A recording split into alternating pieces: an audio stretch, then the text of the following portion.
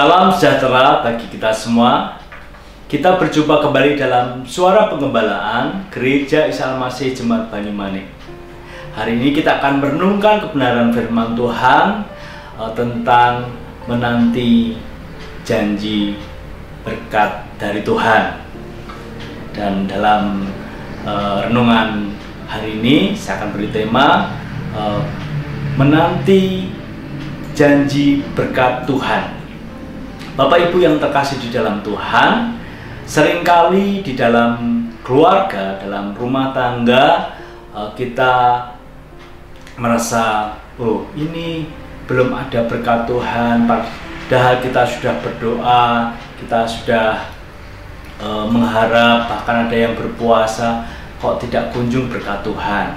Bahkan untuk pasangan suami istri juga menantikan berkat anak, juga kok lama dan belum ada tanda-tanda. Nah, Bapak Ibu yang terkasih di dalam Tuhan, ada satu contoh di dalam kitab Kejadian pasal 16 tentang bagaimana pergumulan Sarah untuk menantikan janji Tuhan yang sudah diucapkan Tuhan kepada Abraham tentang janji keturunan. Di sana bagaimana Abraham yang sudah mengaminkan perkataan Tuhan sebagai kebenaran, ternyata dalam perjalanan menunggu janji berkat keturunan tidak kunjung datang. 10 tahun di Kanaan, janji tentang anak itu juga belum datang, belum ada tanda-tanda. 10 tahun tinggal di Kanaan.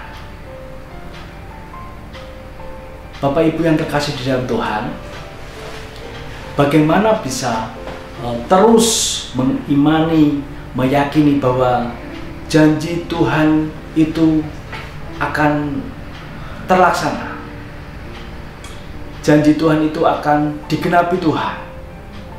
Nah, kita akan membaca di dalam Kejadian pasal 16 ayat 1 sampai 3. Di sini dikatakan, adapun Sarai istri Abraham itu tidak beranak. Ia mempunyai seorang hamba perempuan orang Mesir, Hagar namanya. Berkatalah Sarai kepada Abraham, engkau tahu Tuhan tidak memberi aku melahirkan anak. Karena itu baiklah hampiri hambaku itu, mungkin oleh dialah aku dapat memperoleh seorang anak. Dan Abraham mendengarkan perkataan Sarai. Jadi Sarai istri Abraham itu mengambil Hagar, hambanya, orang Mesir itu. Ya, ini ketika Abraham telah 10 tahun tinggal di tanah Kanaan. Lalu memberikannya kepada Abraham suaminya untuk menjadi istrinya. Bapak Ibu yang terkasih di dalam Tuhan, terkadang untuk menantikan janji Tuhan perlu kita dengan sabar dan terus berharap bahwa janji Tuhan ya dan amin dan akan tergenapi. Tetapi kadangkala dalam proses penantian itu seperti yang dialami oleh Sarah, oleh Abraham dan keluarga itu, mereka menggunakan caranya sendiri, menggunakan cara manusia, berdasarkan tradisi di sekitarnya. Kalau di tradisi sekitarnya, yaitu tradisi di Mesopotamia sana, bahwa seseorang keluarga dan keluarga jika tidak memiliki anak bisa mengambil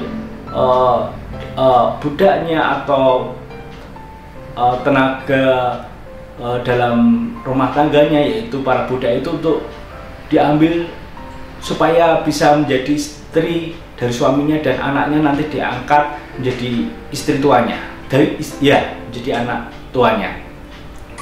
Tetapi di sini kita lihat bahwa keluarga Abraham ini, Sarai, menggunakan cara manusia. Padahal Abraham yang sudah memegang teguh janji Tuhan, mengaminkan, Tuhan akan memberikan keturunan dan dia meyakini. Tetapi peran serta keluarga, yaitu di sini istrinya, tidak mendukung. Dia capek, lelah menunggu janji Tuhan itu, sehingga menggunakan cara manusia, tidak menggunakan cara Tuhan, sehingga lahirlah Ismail anak Hagar. Dan ketika Hagar melahirkan Ismail, sebelumnya ada tindakan-tindakan atau sikap-sikap keluarga Abraham yang kurang adil kepada orang lain, kepada Hagar. Tindakannya tidak mencerminkan kasih. Dia menindas Hagar.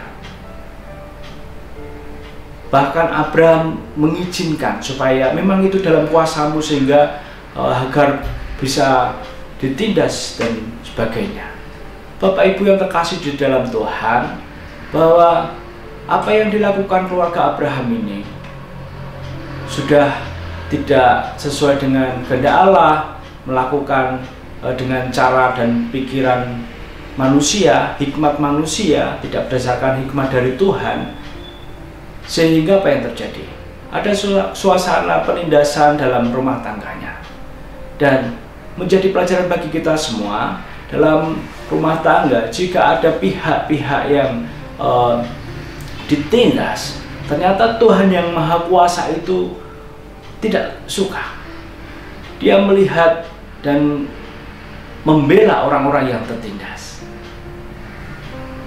Seringkali di dalam kekristenan, ya, kita merasa benar, apa yang kita kerjakan benar, ya. Tetapi bagaimana melalui contoh kehidupan keluarga Bapak Abraham ini, orang yang sudah memiliki kedekatan dengan Tuhan, tetapi ada satu titik di mana mereka tidak bisa sabar dan memegang teguh janji Tuhan. Ada faktor-faktor yang mempengaruhi tadi. Itu pun bisa terjadi dalam keluarga kita. Tidak hanya dari pihak istri yang seperti yang Sarah kerjakan, mungkin dari pihak suami, mungkin dari pihak anak, sehingga apa yang diyakini dalam keluarga itu menjadi tertunda atau bahkan tidak jadi. Jadi melalui perenungan malam hari ini, mari doa yang kita berkumpulkan kepada Tuhan, kita amini, kita yakini, dan satu dengan yang lain dalam keluarga harus saling mendukung. Tidak boleh menggunakan hikmat manusia, cara manusia, budaya manusia, tradisi manusia. Menjadi pertimbangan bagi kita semua. Sertakan Tuhan dalam setiap langkah kehidupan kita. Apa yang kita pergumulkan dan memang kita amini, kita yakini, nantikan berkat Tuhan itu dengan setia. Dan saya yakin dan percaya jika kita terus mempergumulkannya, Tuhan yang mendengar itu, seperti arti nama Ismail, Allah mendengar itu, Dia akan mendengarkan pergumulan doa kita. Dan Tuhan tidak pernah akan berhutang dan Dia akan memberkati. Terus nantikan berkat Tuhan apa yang menjadi pergumulan kita, dan utamakan hikmat yang daripada Tuhan. Memang kita punya cara manusia, tetapi cara-cara itu yang kita pakai, terus kita juga minta hikmat daripada Tuhan. Benarkah? Betulkah? Dan apakah ini sesuai dengan kehendak Tuhan?